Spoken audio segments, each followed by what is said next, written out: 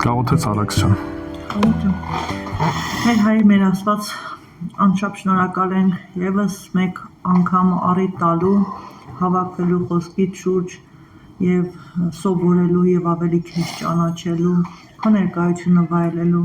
Հիմա բացի մեր հոգու աչքերը, մեր հոգու ականջները եւ օրհնիր իմաստությամբ մեր եղբորը ինչ որ պիտի փոխանցի կատարյալ միայն քեզանից լինի Հիսուս ջան եւ օրհնի նրա կյանքն էլ ավելի զորացրու նրան եւ պահի պահպանիր Հիսուսի անունով եմ խնդրում ամեն Շատ լավ Եթե հիշում եք հայտնության գիրք ենք միասին նայում եւ հիմա նայում ենք ընդհանուր 7 եկեղեցիներին եւ եթե կհիշեք արդեն 2 եկեղեցի նայել էինք Եփեսոսի եկեղեցին էր որ խնդիրը կհիշեք որ ասում էր առաջի սերն էր բաց թողել էր եւ իրականում հետագայում տեսանք որ այդպես էլ չվերականգնեցին այսինքն այն իրական երանդը փափագը որ ունեին եւ Տերը զգուշացրել էր որ եթե չվերականգնվեք, եթե չապաշխարեք, ապա տեղից շարժելու եմ ճրագակալը, որը որ հենց խորհրդանիշների եկեղեցու։ Դրանից հետո տեսանք Զմյուրնիայի եկեղեցին, կհիշեք Զմյուրնիայի եկեղեցին ինչով էր առանձնանում։ Ահագին մեծ խնդիրներ կար, չէ, հալածանք կար եկեղեցում, բայց այդ հալածանքի հետ մեկտեղ եկեղեցին մաքուր էր։ Ասում աղքատություն կար, բայց ասում հարուստ ես եւ այլն, ու մենք տեսանք թե ինչպես է նեղությունը որոշ առումով մաքրում, սրբագործում եւ նեղությունների մեջով, ասենց ասած անցած եկեղեցին զտվում է։ Ու մենք տեսնում ենք, որ Զմյուրնիայի եկեղեցին էր միակ եկեղեցին, որը որ որևէ խնդիր Տեր Հիսուս Քրիստոս չի ասում։ Շարունակությունը այսօր նայելու ենք Պերգամոնի եկեղեցուն եւ ուզում եմ մի փոքր նորից ընդհանրացնեմ, որ հասկանաք ինչի համար Տեր Հիսուս ընտրեց այս 7 եկեղեցիները։ Որոշ առումով մենք հստակ արդեն ասացինք, որ դրանք իրական եկեղեցիներ էին, իրական տեղում էին գտնվում։ Մենք խոսեցինք, որ այն մեկը որ պետքա փոխանցեր նամակը, հստակ քարտեզի շրջանակում երևում էր, թե ինչու է այդ ձև առաջնորդվում, այսինքն որտեղից որտեղ է գնում այդ սենց ասած սուրհանդակը, որ նամակը պետքա փոխանցեր, բայց ինչ կարևոր մի բան կա, Տերը իր այսպես ասած իմաստությամբ ընտրում է այնպիսի եկեղեցիներ, որոնք որ պատմության շրջանակում ներկայացնում են ողջ եկեղեցիները իրենց ողջ ժամանակահատվածում, այսինքն այդ եկեղեցիների մեջ մենք կարող ենք տեսնել խնդիրներ, որոնք որ ժամանակ առ ժամանակ կարտահայտվի նաև մեր եկեղեցում, մեր հոգևոր ընթացքի մեջ եւ այլն։ Այսինքն Տերը ընտրում է այնպիսի եկեղեցիներ այն այնպիսի խոսք տալիս, որոնց մեջ նաև կգտնենք ինքներս մեզ տարբեր ժամանակահատվածներում։ Եվ եթե խոսքը ուղիղ կոնկրետ չի վերաբերվում մեզ, բայց գործնականում մենք կարանք դրանից շատ դասեր քաղենք եւ սա շատ օգտակար կլինի մեզ համար, որ անդադ քննենք եւ նայենք։ Շատ լավ։ Կարդանք միասին Հայտնություն 2, 12-ից 17 համարները։ Բացեք Հայտնություն 2, 12-ից 17։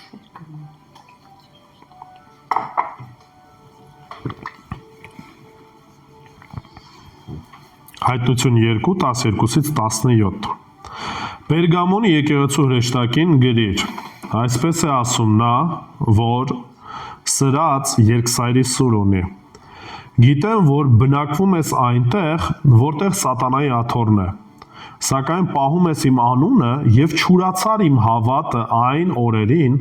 երբ իմ հավատարիմ վկա Անտիպասը սպանվեց ձեր մեջ, այնտեղ, որտեղ սատանան է բնակվում, բայց քո դեմ մի փոքր բան ունեմ, այն որ այդտեղ պահում ես Բաղամի վարդապետությանը հետևողներին, որը Բաղակին սովորեցրեց Իսրայելի զավակներին գայթակղեցնել, որպեսզի նրանք կուռքերին զոհաբերված միս ուտեն եւ պոռնկություն անեն։ Նույն կերպ էլ դու պահում ես Նիկոլայականների վարդապետությանը հետևողներին, ապաշխարիր, եթե ոչ, շուտով կգամ քեզ մոտ ու կմարտրջեմ նրանց հետ իմ բերանի սրով։ Ով ականջ ունի, թող լսի, ինչ որ հոգին ասում է եկեղեցիներին։ Հաղթողին թաքնված մանանայից կտամ ուտի եւ կտամ նրան սպիտակ ընտրաքար եւ դրա վրա գրված մի նոր անուն, որ ոչ ոք չգիտի բացի այն ստացողից։ Ամեն։ Շատ լավ։ Երբ որ ընդհանրապես միջև կոնկրետ կանցնենք բուն հատվածի ուսումնասիրության, ուզում եմ մի փոքր խոսենք Պերգամոնից։ Պերգամոնը նորից բավականին ցենց ասած հայտնի քաղաք էր ու բառացի նշանակում է բերդ կամ դղյակ, այսինքն վերևի հատվածում գտնվող, ինչու որտեվ ինքը բլրակի կամ բլրի վրա էր կառուցված, մոտ 305 մետր բարձրության վրա գտնվող մեծ բլրի վրա էր։ Ու այզև ասած հենց խորհրդանշող պատկեր կամ տեսք ուներ, պատկերացեք քաղաքը, որը որ բարձունքում է, այզև ասած տեղակայված։ Ու մոտ 250 տարի եղել է Փոքր Ասիայի շրջանակում Հռոմեական նահանգի մայրաքաղաքը, պատկերացնում եք, այսինքն այդ տարածաշրջանի որպես մայրաքաղաքն է եղել 250 տարի։ Ու Պերգամոնը նաև հայտնի էր դրանով, որ իրանք կենդանիների կաշվից բարակ մշակում էին ու հատուկ գրելու, սենց ասած, թերթ էին սարքում։ Դրա համար մեզ հայտնի նույնիսկ մագաղատները, որ ասում ենք, սկիզբը առել հենց Պերգամոնից ու այդ սենց ասած հենց այդ մագաղաթը ռուսերենով հենց այդ քաղաքի նաև անունն է վերցվել ու որպես ներկայացվում որպես Պերգամ կամ Պերգամետ։ Են նույն Իրանից եկած այդ հիերոգլիֆները, եգիպտական այդ որ էլի տես տառերը բան գրվել են, նույնը սենց, հա։ Եգիպտոսում մի փոքր ավելի պապիրուսներն են օգտագործել։ Պապիրուսները ավելի բույսից էին օգտագործում, իրանք ավելի երկարակյաց չէին ու շուտ էին վնասվում։ Մագաղաթները շատ ավելի որակյալ էին ու երկարակյաց էին ու նույնիսկ այսօր շատ Աստվածաշնչի նոր գտականի հատվածներ, որ եկել է մեզ միջև այսօր, հենց այդ մագաղաթից է եղել, որ սկիզբը ռոլեր են եղել, հետո նաև գրքի տեսքով, այսինքն կտոր-կտորներով են արած, կնայեք։ Պերգամոնի քաղաքը որպես քաղաք ինքը բավականին շատ տաճարներ ուներ։ Այդտեղ կարայիք տեսնեիք օրինակի համար տաճարներ, որոնք որ ուղված էին Աթենային, Դիոնիսին, Զևսին եւ հատկապես Ասկլեպիոսին։ Հիմա այս Ասկլեպիոսի մասին մի փոքր կասեմ, որտեվ այսօր կապ ունի, էլի։ Ասկլեոպսի այդ չաստվածը խորհրդանիշը օծն էր ու արձանի վրա կտեսնեք մի հատ տղամարդու, որը որ ունի մի ձող ու այդ ձողի վրա պտտվում է մի հատ օծ է բարձրանում գլուխի ձևի։ Մեր մոտ դա ինչ որ մի բանին առնչվում է, թե չէ։ Ապտեկաները չի ապտեն։ Ահա, ոչ միայն ապտեկաները, կներես, բայց Սվորաֆի գերեզմա որ գնում ես, իրա թրի վրա էլ է այդպես դրա։ դե չգիտեմ այդ բայց ճիշտ ասցիր, ապտեկաները, առողջապահությունը եւ այլն սկորիների վրա կտեսնեք բաժակ, երկու օծա բարձանում եւ այլն։ Դա գալիս է նորից այս հունական դիցաբանությունից, ինչու որտեվ այս Ասկլեպիոսը ինքը որպես աստված էր, ասենց ասած վերականգնման կամ բուժման Եվ օրինակի համար sense պրակտիկա ուներ իրանց այդ տաճարներում մարդիկ պետքա պարկեին գետնին այնքան ժամանակ որ այնտեղ օծեր կային որպեսզի օծերը գային իրանց վրայով անցնեին ու դա որպես խորհրդանիշ կլիներ որ իրանք կբժշկվեն եւ այլն ու այսօր օրինակի համար մենք ժամանակակից sense ասած այդ սիմվոլիզմը մտել է նաեւ մեր շրջանակում այսինքն չեն հանում արտուր ասենք էդի մանավանդ ու տեղի եկած բան դե հիմա Այն որ ասում հանեն չանեն, դա կապված է եղել դրա հետ, հետո մտել է, այսինքն հռոմեական կայսրությունը ընդհանրապես հռոմեական կայսրության շրջանակում այդ մշակույթը մտել է, այդ մշակույթը շատ մեծ ազդեցություն է ունեցել եւ ուզենք թե չուզենք, մենք առնչվում ենք դրա հետ։ Մենակ դա չի, ու շատ նման հարցեր կան, այնուամենայնիվ ասի որ ուղղակի բան անեք, պատկերացնեք նման բան։ Բացի դրանից պատկերացեք Պերգամոնում կառուցվել է հռոմեական կայսրին նվիրված առաջին տաճարը, այսինքն պատկերացեք ընդհանրապես հռոմեական կայսրությունում առաջին տաճարը, որը որ կայսրին է նվիրված եղել, մեր թվարկությունից առաջ 29-րդ թվականին տված է եղել ու դրա պատճառով համարվում է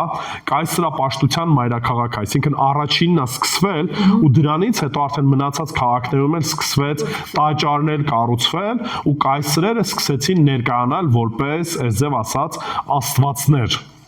ու պաշտամունքի առարկա դարձան։ Սա ինչու է կարևոր, բացի դրանից նաև գիտեք Զևսի մասին լսել եք հունական դիցաբանության մեջ ամենագլխավոր աստվածը այնտեղ Զևսն էր եւ այլն կայծակի աստվածը եւ այլն ասեմ նաև մեր դիցաբանությունը հայկական այն օրինակը որ մենք ունենք վերցված է հունական դիցաբանությունից եւ մեր հայկական դիցաբանության որոշ չաստվածներ կամ աստված ասեմ սենց համապատասխանում են այն աստվածների որոնք որ Հունաստանը կամ հույներն ունեին այս շրջանակում ուրեմն այս պատկերացեք այս սենց ասած կրապաշտ շրջանակում է գտնվում եկեղեցին։ Ու սա կարևոր է, որպեսզի նաև հասկանանք, թե ինչի է գրում Տեր Հիսուս Քրիստոս այն, ինչ որ ինքը գրում է։ Հիմա անդրադառնանք կոնկրետ հատվածին։ Հայտնություն 2:12։ Նայեք։ Պերգամոնի եկեղեցու հրեշտակին գրիչ, հիմա նորից հրեշտակ բառին չեմ անդրադառնալու, սա նույն ձևով կրկնվում է։ Հրեշտակը հիշում եք։ Հովիվն է առաջնորդը ինչ որ մեկն է, որ այդ սենց ասած լուրը պետք է եկեղեցուն փոխանցեր։ Այսպես է ասում նա, որ սրած երկսայրի սուր ունի։ Մենք ամենասկիզբը կհիշեք, ասացինք, որ Տեր Հիսուս Քրիստոս ներկայացվեց տարբեր սիմվոլներով կամ տարբեր կերպերով եւ ամեն մի եկեղեցուն առանձնացվում այդ մի հատվածը, որը որ կար ու օրինակի համար հայտնություն 1:16-ում այս նույն արտահայտությունը գալիս է։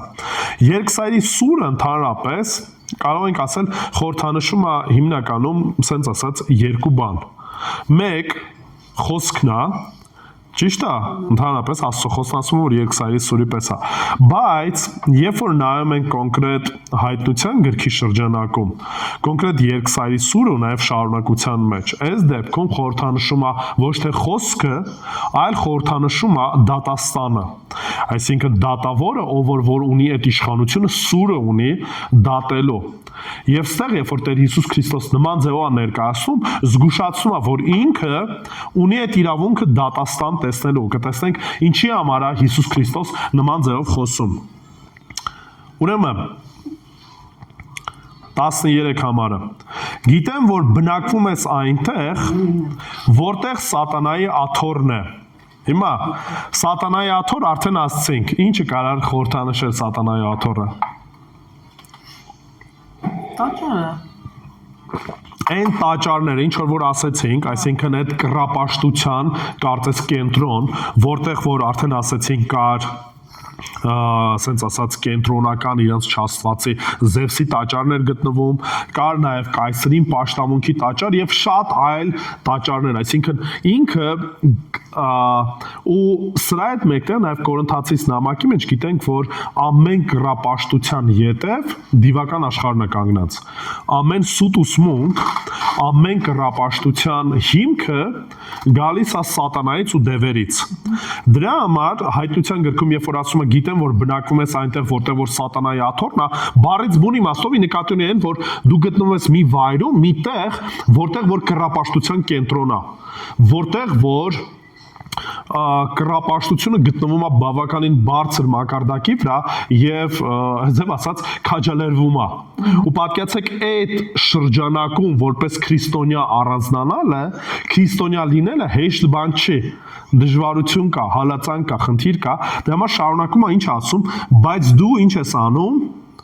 պահում ես իմ անունը։ Ուշադրություն դարձրեք, այս կարգավիճակն է, այս կռապաշտության շրջանակն է, բայց Տերը գովաբանում է, ասում է այնուամենայնիվ, այս ամեն ինչի մեջ դու շարունակում ես ինչ անել, պահել իմ անունը, պահում ես իմ անունը, չես բան անում, չես խառնվում, չես ձև ասած այդ ամեն ինչին հանձնվում, պահում ես իմ անունը, բացի նրանից, որ պահում ես իմ անունը, շարունակության մեջ ասում է չուրացար իմ հավատը, երբ որ ասում է չուրացար իմ հավատը այն օրերին, երբ իմ հավատարիմ վկա Անտիպասը սպանվեց ձեր մեջ, ինչի նկատի ունի, ոչ միայն պահեց, անունը պահում է անունը, այլ նաև երբ հավատը չուրացավ, երբ որ հալածանք կար, այսինքն ուշադրություն դարձեք, այս պարագայում նույնպես եկեղեցին, այսինքն որոշակի հալածանքի մեջ էր եւ տրամաբանական է, եթե քո շրջապատում կռապաշտություն է, եթե քո շրջապատում լիքը հարցեր են, լիքը խնդիրներ են, լիքը մարդիկ են, ովքեր որ կռապաշտության մեջ են, Ստեղ Տերը գովաբանում ասում է դուք որպես եկեղեցի մնացել եք, անունս պահում եք, այսինքն որպես քրիստոնյաներ կաք, մնում եք, նաև այն ժամանակ, երբ որ ինչ կա, հալածանք կա։ Ու այն աստիճան հալածանք, որ նույնիսկ ասում է իմ հավատարիմ վկա Անտիպասը սպանվեց։ Հիմա նայեք, չգիտենք իրականում Անտիպասը ով է եղել, չենք իմանում։ Ավանդությունն ասում է, որ հավանաբար Պերգամոնի եկեղեցու հովիվը կամ ծառայողներից մեկն է եղել։ Նորից միանշանակ չենք կարող ասենք, չգիտենք, տեղեկատվություն չունենք, ուղղակի որոշակի այնտեղ որտեղ սատանան էր բնակվում։ հասկացա, այդ որտեղ էր բնակվում։ Պերգամոնի քաղաքում էր բնակվում։ Այսինքն եկեղեցին գտնվում է մի վայրում, որտեղ որ կռապաշտությունն է տարածված։ Եվ նույնիսկ երբ որ հալածանք կար, երբ որ Անտիպասին նույնիսկ սպանեցին, եկեղեցին մնաց ինչ հավատարիմ խոսքին։ Եվ սա նորից մեզ համար պետք է լինի քաջալերանք, որ Տերը գիտի իրականում ամեն իրավիճակները եւ Տերը թույլ է տալիս տարբեր իրավիճակներ, ոնց որ ասենք Զմյուրնիայի եկեղեցին հալածանքի մեջ էր, բայց այդ հալածանքի մեջ տեսանք, որ հավատարիմ էին եւ մաքուր էին։ Այս պարագայում բայց խնդիր կա, այսքանով Տերը չի ավարտում, բայց հետաքրքիր է, կտեսնենք հիմա ինչքան մյուս եկեղեցիները նայենք, գնալով ավելի վատանալու է եկեղեցիների վիճակը։ Այսինքն ավելի տեսնելու ենք խնդրի մեջ են այն աստիճան, որ նույնիսկ կտեսնենք եկեղեցիներ, որոնք որ անունով են եկեղեցի, բայց չկան, ասում մեռած ես, չկաս, որպես եկեղեցի գոյություն չունես։ Այս պարագայում տեսնում ենք, որ գործում է, անունով եկեղեցի են եւ այլն, բայց տիրոջ հետ ընդհանրապես կապ չունեն։ Ոնց որ այսօր Հայաստանի Հանրապետության մեծ ամասությունը քաղաքացիների անունով քրիստոնյա են, անունով առաքելական են, կիրակի օրը գնում են պատարակի եւ այլն, հիմա դա էլ նոր տրենդ է, կամ էլ չեն գնում, բայց իրականության հետ, իրական հավատքի հետ կապ չունեն։ Հիմա ասում եմ Անտիպասը սպանվեց ձեր մեջ այնտեղ, որտեղ որ սատանան է բնակվում, նորից այդ քաղաքի շրջանակում է։ 14-րդ համարը։ Բայց քո դեմ մի բան ունեմ, մի փոքր բան ունեմ։ Որ այնտեղ ունես նրանց, ովքեր ինչ են անում, Պահում ես Բաղամի վարդապետը։ Պահում են Բաղամի ուսմունքը, ով Բաղաքին սովորեցրեց ինչ անել։ Իսրայելի զավակներին կայտակեցնել, նրանք ուրքերի զոհաբերված միս ուտեն, բռնկություն անեն։ Հիմա նայեք, երբ որ խոսում է սրա մասին, չգիտեմ կհիշեք թե չէ, այս Բաղամի եւ Բաղակի պատմությունը մենք կարդում ենք Ելից գրքում։ Ելից չէ, Թվոց գրքում, Թվոց 22-ից 25 պատմության մեջ է, երբ որ Իսրայելը սկսում է գրավել տարածքները ու մոտենում է արդեն Մովաբին, Մովաբի թագավորը Բաղամը Բաղակը կանչում է Բաղամին մարգարեին ու ասում է անիծի, կհիշեք, Բաղամը փորձում է անիծի, չի ստացվում անեծքի տեղը օրթնում է, հետո ասում է լավ մի հատ բարձացի այն մի բլուրը, այն մի կողմից փորձի, այն մի կողմից է փորձում անիծի, բայց չի կարողանում անիծի, հա? Բաղակը Մովաբի թագավորն էր։ Բաղամը մարգարեն էր, որ թագավորը կանչել էր, որ Իսրայելին անիծեր։ Հիմա պատմությունը ինչի մեջ էր, պրոստը կարճ ասեմ, որպեսզի պատկերացնեք։ Երբ որ վերջ-վերջը չի կարողանում անիծի, Բաղամը մոտենում է բաղակին, ասում է մի հատ խորհուրդ կտամ քեզ։ Ասում է ես չեմ կարա անիծեմ մեկին, ում որ Աստված չի անիծում։ Այսինքն, այսպես ասած, գնում եմ ուզում եմ անիծեմ, հակառակ օրհնություն եմ ուղարկում։ Ասում է, բայց քեզ մի հատ խորհուրդ կտամ։ Ասում է, ընտրի քո ժողովրդի գեղեցիկ կանանցից կանանց, թող գնան մտնեն Իսրայելի տղամարդկանց հետ խառնվեն, ասում են նման ձևով, ասում է, երբ որ իրանք մեղքի մեջ են գնեն,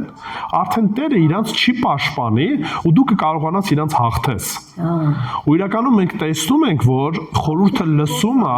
հա? Տակտիշի գործ է։ Դե այս խորհուրդն է տալի ու մենք տեսնում ենք, որ Մովաբը կանանց է ուղարկում եւ կանայք սկսում են խառնվել Իսրայելի տղամարդկանց հետ ու ինչ են անում, ստե երկու մեղք առանձնացնում։ Ասում է գորքերին զոհաբերված մսին մասնակից են դառնում, այսինքն զոհաբերությանը, արդեն կուրքերին զոհաբերությանը անդրադառնում են որպես թեթև մի բան, եւ երկրորդը պոռնկության մեջ են ընկնում։ Այս պարագայում ինչ արեցին, մցրեցին ներսից մեղքը ու սկսեցին բանել։ Երբ որ նայում ենք արդեն Պերգամոնի եկեղեցու շրջանակում, նորից Պերգամոնի եկեղեցին ինչով էր շրջապատված, կուրքերով, կուրքերին ուղված տաճարով։ Եվ հասկանում ենք, որ այս իրավիճակում գուցե եկեղեցին մասնակիորեն ինչ էր արել, որոշ մարդիկ կային, որոնք որ թեթև էին նայում կռապաշտությանը, այսինքն օքեյ է, կարանք կռապաշտության մեջ էլ լինենք, պոռնկության մեջ էլ լինենք եւ այլն, ու Տերը ստես զգուշացնում է, որ ասում է, սա լավ չի։ Ու այս պարագայում ինչ ենք տեսնում, որ որոշ մարդիկ աշխարհը ինչ են անում, թույլ են տալիս, որ մտնի իրենց կյանքի մեջ, եկեղեցու մեջ։ Ու այս վտանգը այսօր էլ մենք կանք, այս վտանգը մենք էլ ենք այս վտանգի մեջ, որտեղ շատ բաներ մեզ համար սովորական է դառնում։ Աշխարհը որոշ առումով սկսում է գայթակղեցնել ու դու տեսնում ես, որ եկեղեցու անդամները, եկեղեցու որոշ մարդիկ կամած ինչ են անում, սկսում են որոշ բաներ զիջել, սկսում են նմանվել աշխարհին, այն աշխարհը ինչ որ ինքը առաջարկում է։ Ու արդեն կարող է պա դառնա, որ դա դառնում է ինչ որ սովորական մի բան։ Հայ ինչ կա, որ բոլորը սենց են անում, դե ես էլ եմ տենց անում։ Հասկանում եք տրամաբանությունը։ Ուստեղ մենք տեսնում ենք, որ այս խնդիրը կար։ Այս խնդիրը կար թե առաջի դարի եկեղեցուն։ Այս խնդիրը կա նաև մեր ժամանակվա եկեղեցում 21-րդ դարի եկեղեցում նույնպես այս խնդիրը կա։ Կհիշեք Հովհաննեսն ինչ էր ասում էր մի սիրեք աշխարհը եւ նաեւ այն ինչ որ այդ աշխարհի մեջ է։ Ինչի որտեվ այն որ աշխարհը սիրում է աստվածային սերը չկա իր մեջ։ Չես կարա համ սիրես աշխարհը եւ սիրես Աստծուն։ Այդ երկուսը իրար հետ չի լինում։ Չես կարա բռնես,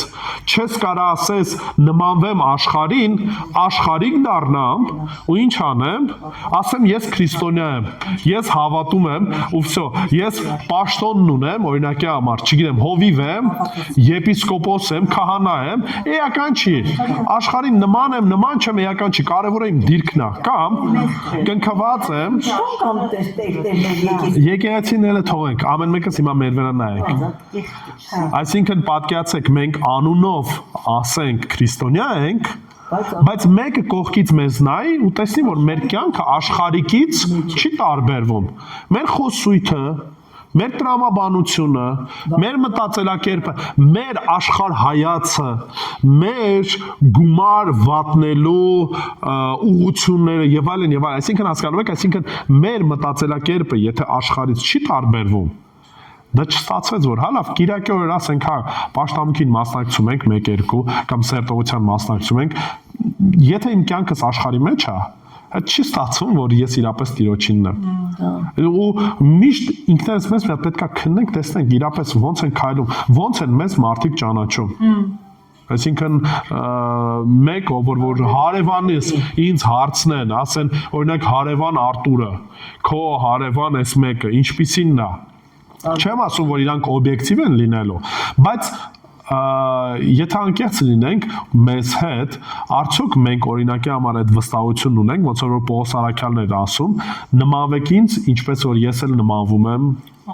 Տեր Հիսուս Քրիստոսին։ Մենք այս վստահությունն ունենք ասելու։ Մենք այդ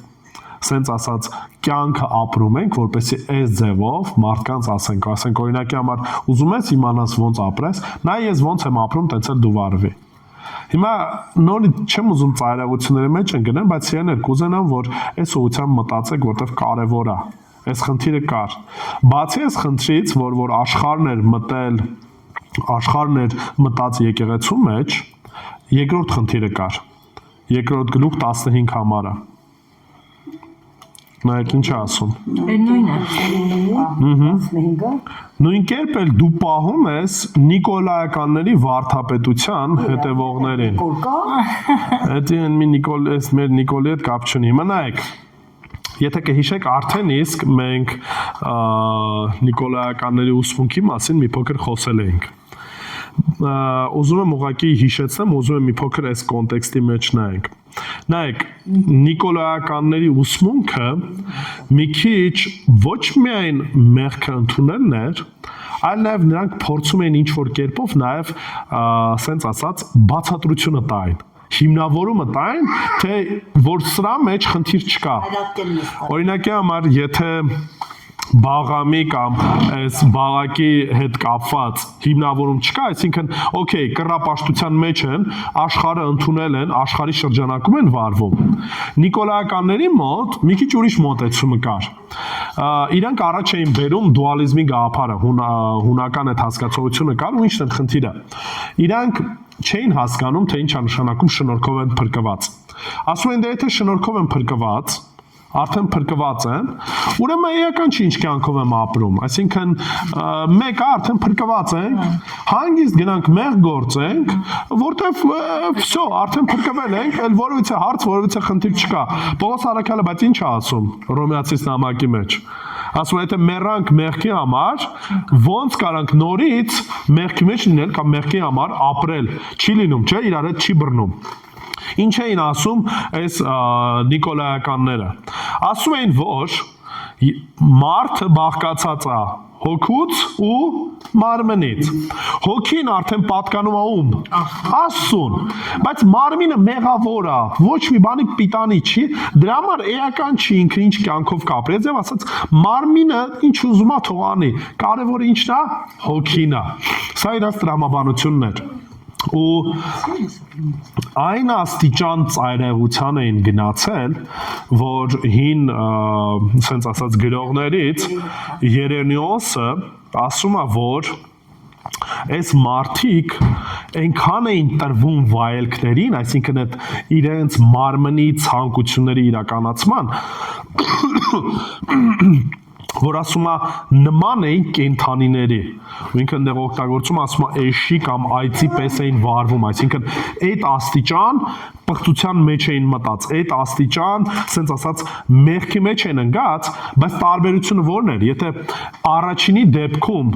ուղղակի մեղքի մեջ էին եւ դա չէին որևիցե կերպով արդարացնում, այս երկրորդ մարդիկ ինչ էին փորձում անեն, արդարացնեին, ինչ որ հարցերով գային ասեին, դե ես գիտեք խեմ բարկանում, դե հիմա իմ էությունն է տենց, ինձ վրա մի ասեք, Աստված թույլ է տվել, որ ես հիմա այդ ձևին եմ, տենց է, կամ օրինակի համար, չգիտեմ, ձեռս թեթև է, չեմ կարող չգողանամ, կամ լեզուս, դե հիմա սիրտս մաքուր է, լեզուս ճիշտ է, մի քիչ քֆուր քաֆար, բան, սենց եմ, բայց սիրտս մաքուր է, չի լինում տենց, հետի ուղղակի ինչ ենք փորձում անենք, արդարացնենք, մեղքը կա, եւ երբ որ մեղքը մի հատվածում ընդունվում է եկեղեցու շրջանակում, չի հանդիմանվում, աշխատանք չի տարվում, մեկ ուրիշներն էլ այդ նույն մեղքի մեջ են ու նաեւ ինչ են անում, արդարացնում են, ասում են ամեն ինչ նորմալ է, ու վտանգներից մեկն էլ հենց երկրորդ սա է, որ ոչ միայն աշխարհն է մտնում, այլ նաեւ դա դառնում է սովորական մի բան ու մենք սկսում ենք ինչ անել, արդարացնել։ Այսօրվա եկեղեցիները նայեք, համասեռամոլությունը բառից բուն իմաստով մտել է շատ եկեղեցիների մեջ, շատ, չէ հիմա։ հա, հիմա շատ եկեղեցիներ ընդունում են համասեռամոլությունը, եկեղեցու շրջանակում պսակադրություն են կազմակերպում, ասեմ ավելին, շատ քահանաներ կան համասեռամոլ, Հայաստանում հիմա չեմ կարող ասեմ, հիմա գուցե բանը լի, չգիտեմ, բայց ես կարամ ասեմ, որ կան հստակ Եվրոպայում, Ամերիկայում եկեղեցիներ, որոնք որ այդ ամեն ինչին նայում են, կաթոլիկ եկեղեցին շուտվանից է այդ հարցում բավականին տոլերանտ, ուղղակի ինչ եմ ասում, իրանք ինչ են անում, փորձում են դա արդարացնել։ Ոնց են արդարացնում, Աստված սեր է, Աստված բոլորին սիրում է ու մեզ էլ պատվիրել է ինչ անել, սիրել բոլորին։ Ասելա գնացել հոմո բանտացի։ Դե դա իրանց արդարացումն է, ես ուզում եմ հասկանաք, որ այն ինչ որ այն ժամանակ էր, հիմա էլ է նույնը, ոչ մի բան չի փոխվել։ Զարմանն է մեր ժամանակ։ Դες բաներ ա եղել, որ ոչ չի եղել։ հիմա եկել այս մեր օրերը ես ուտել եմ։ Միշտ էլ եղել է։ Սա նոր բան չի։ Որ ասում ստեղծվել է, այլ ամբակություններն էլ բերի մղցրել են մեր չի։ Մեղքի հետևանքը սա է։ Հիմա նայեք։ Տեր Հիսուս Քրիստոս ոչ միայն գովեց այն ինչ որ կար, ինչում գովաբանություն ստացավ եկեղեցին։ Երկու բան ասեց։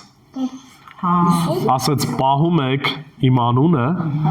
երկրորդը հալածանքի մեջ ինչ եք հավատարիմ եք։ Այս երկու բաներում գովաբանեց։ Ինչ վտանգներ տեսանք երկու, որ մեղքներ կամ աշխարհներ մտած եկեղեցու մեջ, աշխարհային հասկացողությունները, կռապաշտությունը եւ զոհաբերության խնդիրները եւ նաեւ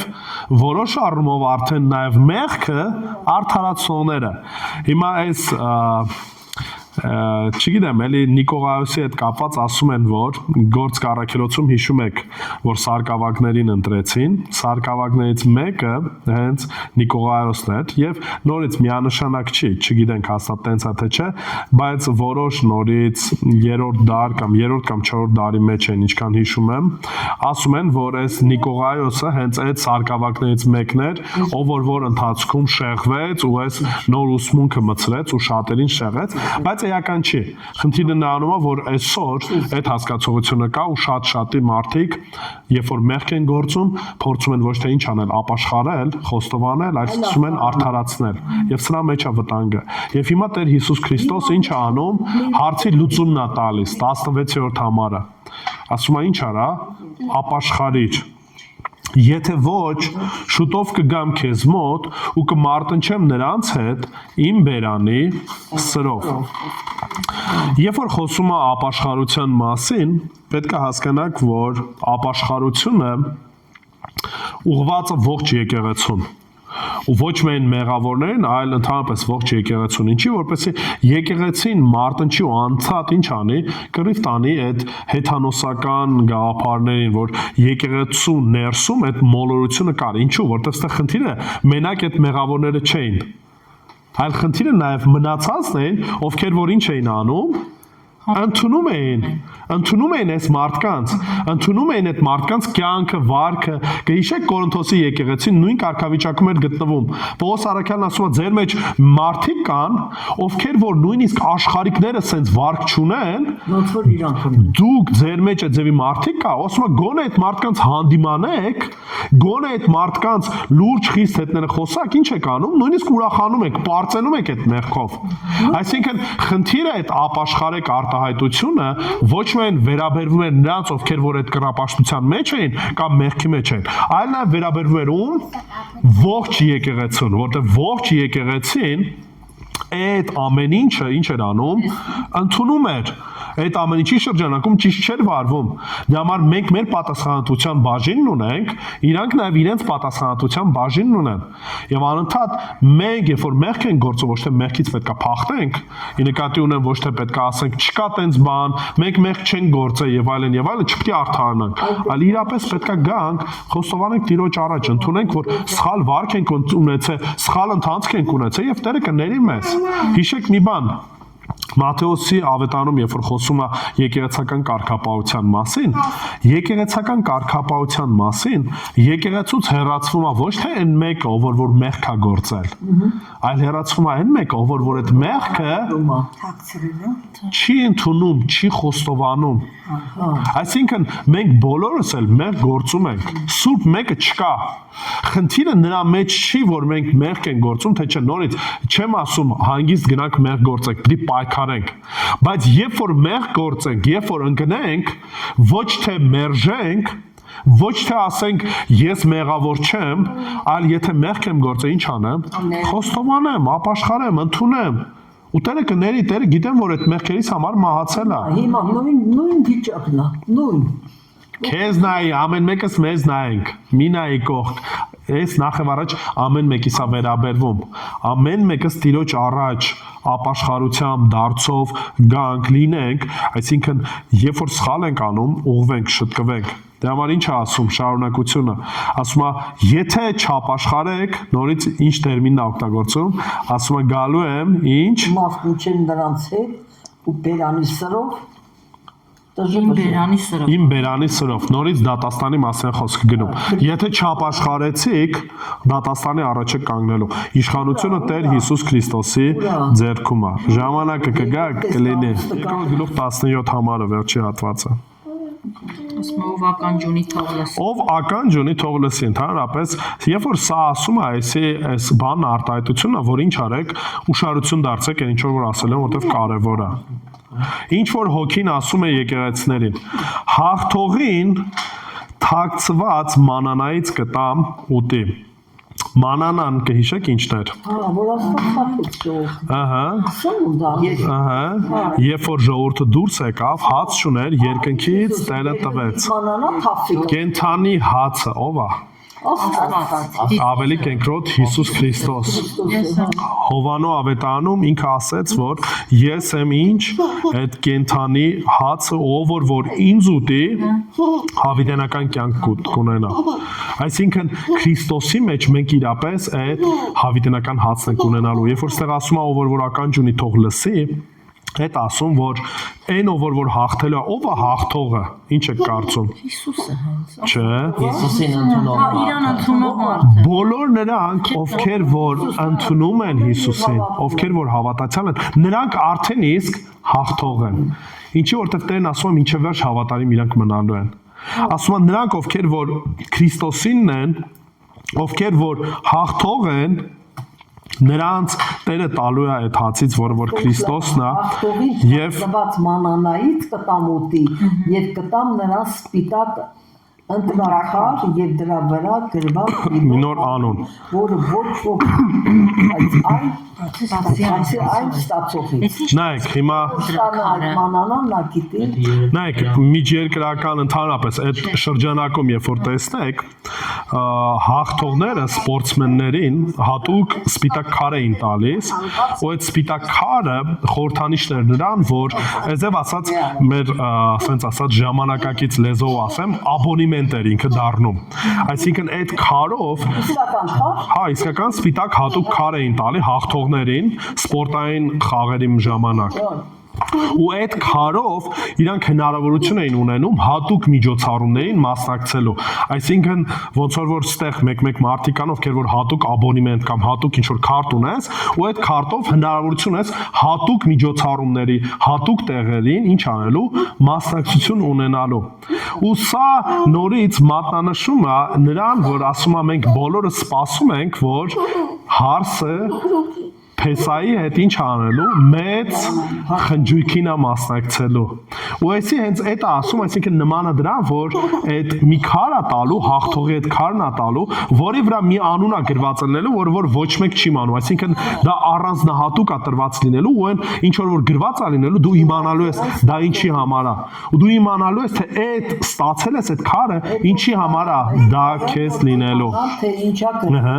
Ու ստանալու է ով հաղթողը, այն մեկը, ով որ Տեր Հիսուս Քրիստոսի հետ է լինելու։ Ուրեմն ամփոփելով վրա գրված ինչ ասենք, պետք է հիշենք մի բան, որ կոնկրետես եկեղեցին հավատարիմ էր հավատքի մեջ,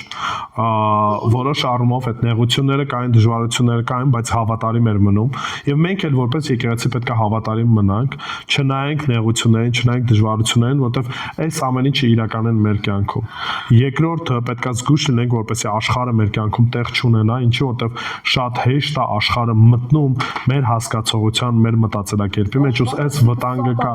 Չէ, աշխարհը, ի նկատի ունեմ աշխարհային բարքերը, աշխարհային մտածելակերպը, ոչ ճիշտ վարքը, ոչ ճիշտ վերաբերմունքը, եւ եթե նույնիսկ սխալ են գործում, մեղք են գործում, ինչ անենք, ապաշխարենք, խոստովանենք, դարձի գանք, ոչ թե պայքարենք, ոչ թե փորձենք, ասենց ասենք, դե հիմա ես այդ ձևին եմ կամ չենք կարա եւ այլն, մենք ով ենք մենք դրա համար ենք պատասխանատու։ Չենք կարա ասենք ինքը դե սենց է դրա համար էլ է ձևա։ Պետք է խոստովանենք ու Տերը խոստացել է։ Նրանք, ովքեր որ Տիրոջինն են, հաղթելու են եւ բոլոր հաղթողները մասնակից են լինելու այն մեծ խնջույքին, որը որ Տերը պատրաստել է բոլոր իր ժողովրդի համար։ Ու ո՞նց անենք, որ քրիստոնեայինք այդ աշխարհի մեջ չմտնենք այդ ո՞նց անենք։ տեսեք, ինքը միշտ լավ հարց է տալի։ Նայեք, երբ որ ռոմեական կայսրությունը, գիտեք պատմությունը, Ներոն կայսրի օրոք, Դոմիցիանի օրոք, գիտեք որ ահագին ճնշվում էր եկեղեցին։ Երբ որ եկեղեցին դառավ պետական կրոն, նույնիսկ քաջալերվեց ու օրինակի համար ռոմեական կայսրությունում, եթե մեկը ընդունում էր քրիստոնեությունը, մկրտվում էր, իրան տալիս էին 1 ոսկե կոպեկ եւ տալիս էին 1 շոր, մաքուր շորեր։ Եվ շոր, հանդերձ, այն ժամանակ հագուստը բավականին հարստության նշաններից մեկն էր։ Կարող է Նիկոլային ոսկիներ տալ։ Չէ, իրական ոսկուց 1 դրամ էին տալիս։ Հիմա նայեք, երբ որ սա արեցին, ինչ է կարծում, ժողովուրդը ինչ արեց, սկսեց հազարավորներով անունով ճակերտավոր մտնել դառնալ եկեղեցի, դառնալ մկրտվել հազարավորներով։ Ու այդ մեղավոր բարքերը մտան եկեղեցի, աշխարհը մտավ եկեղեցու մեջ։ Այդ ժամանակ որոշ եկեղեցականներ կամ որոշ հավատացյալներ պատկերացեք մինչև այդ հալածվում էին ու վդրուկ բացվեց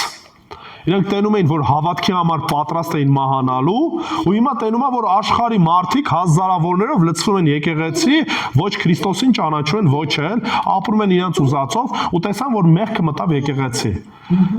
Ծայրահեղության մեջ գնացին շատերը ու մենաստանները ստեից սկսվեց։ Ինչ արեցին, առանձնացան ամեն մեկը ինչ որ մի կղզում, ինչ որ մի տեղ, մենք ավելավ առանձնանանք, մեր աղոթքը, մեր կյանքը։ Տերը մեզ դա չի պահանջում, այսինքն եթե մենք առանձնացանք, ավետարանով է քարոզելու աշխարհում։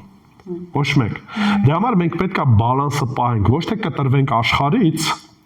ոչ էլ մտնենք այդ աշխարհի մեջ։ Ուղղակի աշխարհից մարդիկ։ Մենք աշխարհի մեջ ենք, բայց աշխարհից չենք։ Աշխարհի մարդկանց հետ շփվում ենք ավետարանը քարոզելու համար այս նպատակով, բայց չենք նմանվում իրենց։ Չենք նմանվում խոսքի մեջ ենք, աղոթքի մեջ ենք, միաբանության մեջ ենք, սա որ մեզ օգնում է Տիրոջ խոսքի մեջ, սենց ասած ազնիվ կերպով կայուն կերպով քայլել հոգևոր հասունություն ունենալու եւ թեև եթե նույնիսկ ընկնենք խոստովանենք նորից քայլենք բանենք դրա համար այս հարցը կարեւոր է ուրախ եմ որ այդ հարցը տվեցիք որ այդ երկու ծայրահեղության մեջ չընկնենք ոչ կտրվենք աշխարհից բայց ոչ էլ ձուլվենք աշխարհի մեջ ու այս բալանսը միշտ պահենք որպեսզի ամեն ինչի մեջ Տերը փառավորվի այո շատ լավ աղոթենք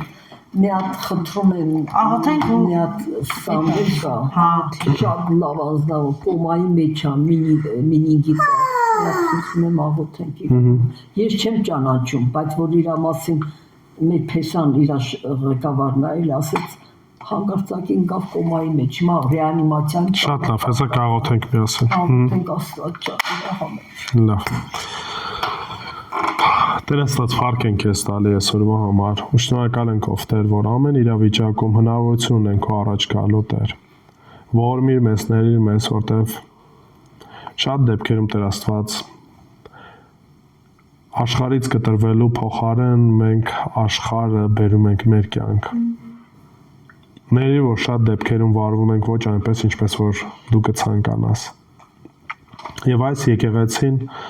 Պերգամոնի եկեղեցին Տեր տեսանք որ որոշ առումով թուլություն ուներ, հարցեր ուներ եւ ճիշտ ձևով չէին վարվում։ Օգնի որ մենք որպես եկեղեցի սրբությամբ ավարվենք ու ձգտենք լավագույնին։ Օգնի որ հավատքի մեջ հավատարիմ լինենք ու աչ ու ձախ չնայենք, որտեղ իրապես մեղավոր աշխարհը գայթակղեցնում է։ Օգնի որ քեզ հավատարիմ լինենք եւ գիտենք որ դու կպահես մինչև վերջի եւ քեզանով հաղթանակ ենք ունենալու Տեր։ Շնորհակալ ենք այն խոստումների համար, որ տալիս ես, որոնք որ իրապես մեզ պահում են։ Գիտենք, որ դու ես դատավոր ու ամեն բան ամեն մեկը քո առաջ է կանգնելու եւ ամեն արարքների համար մենք պատասխան ենք տալու քո առաջ Տեր։ Ուստի իրապես օգնի, որ քո առաջ հաճելի կերպով վարվենք ու այն ամեն ինչ որ անենք լավագույնն անենք Տեր։ Նաև աղոթում ենք Տեր Աստված այդ մարդու համար այդ հիվանդության հետ կապված որ կոմայի մեջ է Տեր, եթե կամքդ է դու այցելություն արա ողորմիր ու Տեր Աստված ապակինիր ու բայց ամենից առավել Տեր նաև խոսիր իր սրտի հետ որպեսզի քեզ ճանաչի, որտեվ ինչ օգուտ կա որ եթե առողջ լինենք, բայց վերջին արդյունքում մեր հոգին կորցնենք Տեր։ Ոստի ամեն ինչի մեջ ամենաթանկ, ամենակարևորը դա այն հավիտենականությունն է, որ ուզում ենք անցկացնենք քեզ հետ։ Ոստի ամեն ինչի մեջ Տեր դու փառավորվիր եւ դու մեծարվիր։ Հիսուսի անունով ամեն։ Ամեն։